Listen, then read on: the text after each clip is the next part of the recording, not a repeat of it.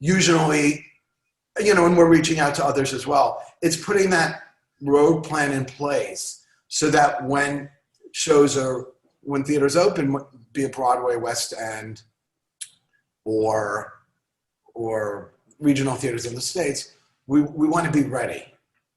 Yeah, that's great that everybody is still working really hard behind the scenes and not kind of just stopping because of this, global pandemic. Everybody is still trying their best and getting ready for the next step, really, which is great.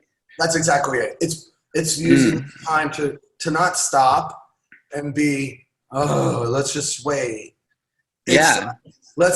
And so many of my performer friends and people being more creative now with this downtime and using that time to work on projects that they might not have had time to work on in the past due to everyone's crazy schedule. It's really helped a lot of people be more focused on things that they've always wanted to do. Theater and outside of theater. Everyone's finding their COVID talents.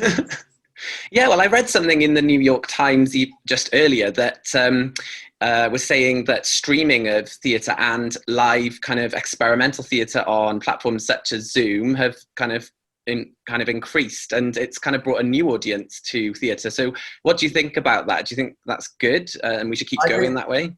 I think that's great because theatre should be more accessible and more accessible to everybody.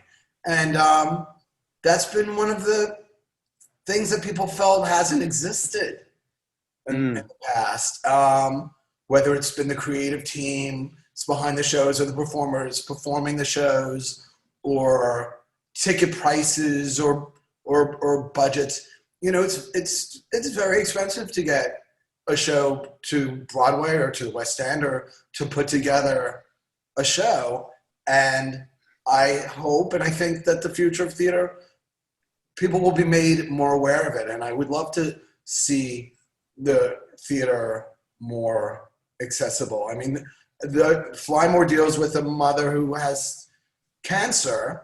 And and when I saw it in Utah, the theater had a clothesline in the lobby with little paper birds where you were supposed to, or audience members wrote messages to family members, friends that they had lost of cancer. And they also had a bulletin board where people brought pictures of people. It brings people and it gives people something to relate to. Any future that I see for Flymore, I feel very strongly should have that same access to sharing that story. If that means that if I'm lucky enough to get this to Broadway, we're partnering with cancer organizations or somehow bringing in just exposing the theater to a wide variety and making it more accessible to everybody. I'd like everyone in the world to see this show. I'd like everyone in the world to be able to see every show. Is there any way that people can listen to Fly More Than You Fall, like any of the songs, demos, just to get more feel for the show? We don't have them released yet. We're going to start to put them on Fly More Than You Fall Instagram account. So there's a Fly More Facebook page. People could follow me on Gemini Theatrical on Instagram. Also Gemini Theatrical Investors on Facebook, where we're going to start posting a little bit more of the Utah production because we're creating a family for the future of the show. And a big part of that family is the actors and actresses that did it a few years ago in Syracuse and that did it last year in Utah. And I would love, it's creating a family and getting people involved.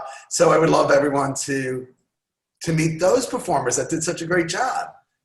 As we move to the next stage, they're all part of the Flymore family.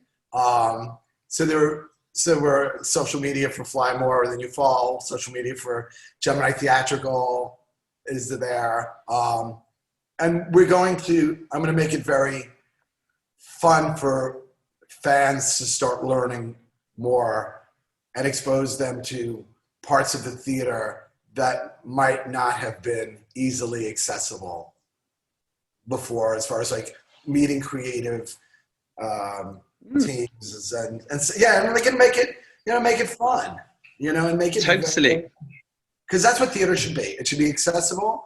It should be fun.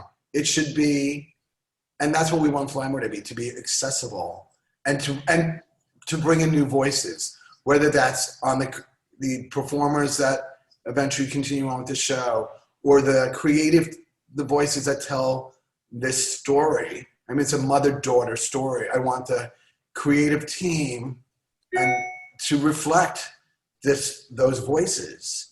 And I want,